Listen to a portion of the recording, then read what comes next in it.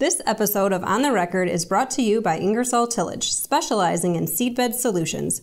Whatever seedbed challenges you have, Ingersoll can give you the right tools to get the job done. For more information, visit ingersolltillage.com.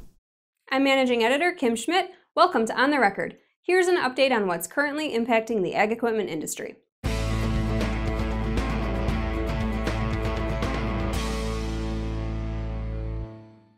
President Donald Trump made waves in the ag equipment industry earlier this month when he announced tariffs on steel and aluminum imports in an effort to jumpstart U.S. industry and protect national security. The tariffs are set to take effect March 23rd. A lot of the talk since the news of the tariff broke on March 2nd was that Trump was aiming the tariff at China. A Reuters report says China accounts for just 2% of U.S. steel imports, and it doesn't even make the list for top 10 sources of imported steel. Dennis Slater, president of the Association of Equipment Manufacturers, says steel accounts for roughly 10% of equipment manufacturers' direct costs. The tariff will put U.S. equipment manufacturers at a competitive disadvantage, he says. According to Slater, the price of steel has already risen in anticipation of the administration's actions, and a 25% tariff will only further erode the progress manufacturers have made over the past year, he says. Many in the ag industry feel retaliatory tariffs being placed on U.S. ag exports, particularly soybeans. The American Soybean Association says retaliation by China could be devastating to U.S. soy growers. Dr. Jason Grant, associate professor with Virginia Tech's Department of Agricultural and Applied Economics, says there are a number of U.S. products that other countries have suggested they'd impose retaliatory tariffs on. If you look in history, under Obama in 2009, when we taxed tires at 25 to 35% imports, we were faced with duties ranging up to 100% on poultry products. And poultry has, you'd often wonder, what does poultry have to do with vehicle tires? Well, that's where countries typically choose to retaliate. They look at where we enjoy large trade surpluses, and that happens to be in the farm economy. Retaliation from China would add significant injury to an already hobbled farm economy. Prices are down 40% and farm income is down 50%, and we simply can't afford those numbers to get worse, the ASA says. Dr. Grant agrees and notes that U.S. exports $14 billion in soybeans to China annually. One of the reasons we're kind of opposed to this unilateral tariffs on steel and aluminum is that other countries retaliate. We could retaliate on another set of products. They could retaliate on yet another different set, and it quickly becomes what economists refer to as a race to the bottom, and no one wins in that situation. So some of the products that we've heard that could be retaliated out of Europe, they're looking at, cranberries and blueberries. That's a big item in California. Kentucky bourbon, Harley Davidsons, Levi's jeans, orange juice, peanut butter, and then out of China, potentially sorghum, maybe soybeans, although we're about an $14 billion of U.S. exports of soybeans to China. So that would be a real shame if we got hit on soybeans. China buys 100 million tons of soybeans annually, which represents about 60% of the global trade, according to a report in the Wall Street Journal. Of that, roughly 30 million tons come from the U.S. This week's dealers on the move include H&R Agri-Power and Miller Implement. Case IH dealer H&R Agri-Power added 2 more locations in western Tennessee. The dealership has acquired Tri-County Farmers Equipment with locations in New Bern and Trenton, Tennessee. This brings H&R's total locations to 15 across 5 states. Miller Implement, a rural lifestyle dealership in St. Nazian, Wisconsin, has acquired Pro Motorsports of Fond du Lac. The new store will operate as Miller Implement and Pro Motorsports of Fond du Lac.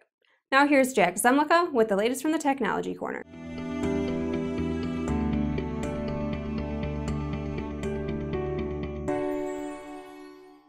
Thanks, Kim. Technology adoption among farmers can be influenced by supply and demand for certain precision systems. While there are other variables farmers consider prior to purchasing hardware, there are general precision practices that apply to the majority of North American farms, including auto steer systems and GPS guidance. But buying decisions and objectives with precision technology can be dramatically different overseas.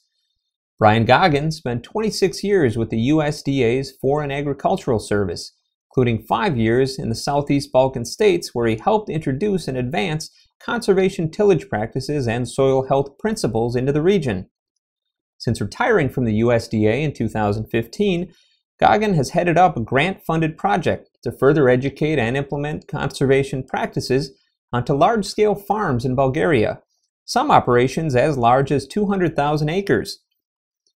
Adoption of guidance tools and variable rate practices is checkered in the region, and Gagan says the primary precision objective for many farmers he works with is for security purposes. It's not widespread, but all these large farms, they have some element of precision. Telematics mostly to guide the tractors. And these farms are large, and of course families are involved, but they have to depend upon hard labor.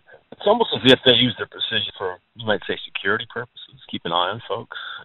Farmers sit down at their desk, there's always just an array of video being taken. Gagan adds that recording data and video is almost standard operating procedure to ensure safety and quality standards on large-scale operations, although one of the ongoing hurdles to increasing broader adoption of technology is training. Back to you, Kim. Thanks, Jack. Rocky Mountain Dealerships, Case IH's largest Canadian dealer group, reported its fourth quarter and year-end results on March 14th.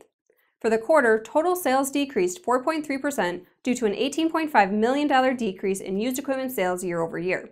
The decline in used equipment sales was offset by an increase in new equipment, parts, and service revenues. For the full year, total sales increased 3.1% to $959.4 million compared to 2016. According to the dealership, despite flat sales growth over the last 5 years, streamlined costs and stronger margins have driven earnings growth. John Deere's largest Canadian dealership also reported its fourth quarter and year-end results this week. For the year, service equipment's revenues improved by 10% to $1.2 billion compared to 2016. President and CEO Graham Drake said the results were due to strengthen the dealership's ag segment and record new equipment sales in 2017. The off-highway powertrain activities of the UK's GKN Engineering Group, along with its GKN Driveline Automotive business unit, are to be combined with Dana Inc. in a new entity. With pro forma sales of approximately $13.4 billion in 2017, the company will be the global leader in vehicle drive systems across all 3 major mobility markets: light vehicle, commercial vehicle, and off-highway. Under the Dana deal, the new entity will be called Dana plc. The transaction arises from a hostile takeover bid for GKN plc from a UK-based business restructuring specialist, which the Wall Street Journal report called a nasty battle for the British parts maker, as the proposed takeover pits Dana against a bid from turnaround specialist Melrose Industries, which wants all of GKN in a hostile offer of $10.25 billion. In response to the Melrose takeover, GKN managers decided to raise cash, selling off business areas identified as being non-core, and floated the prospect of separating its automotive and aerospace activities. Off-highway has been a declining sector for GKN, and other parts of the business, notably aerospace, have grown. In 2016, the group disbanded its GKN Land Systems division in a $19.5 million restructuring. The new venture is expected to pull in $14 billion in annual revenues, with customers ranging from General Motors to agricultural equipment maker Deere & Company. Truck makers including Packer and Volvo are also customers. And now from the Implement and Tractor Archives. This year marks 100 years since John Deere introduced the Waterloo Boy, which used a 2-cylinder concept, replacing steam-powered tractors, and shaped the next 40 years of tractor development. And now, folks, John Deere has another new tractor to show you. Thousands were sold and mechanized farming became a reality.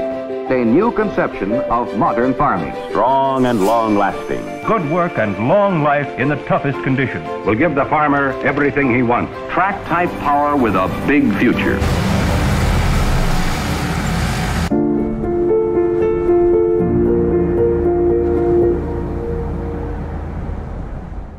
As always, we welcome your feedback. You can send comments and story suggestions to kschmidt@lessitermedia.com. Until next time, thanks for joining us.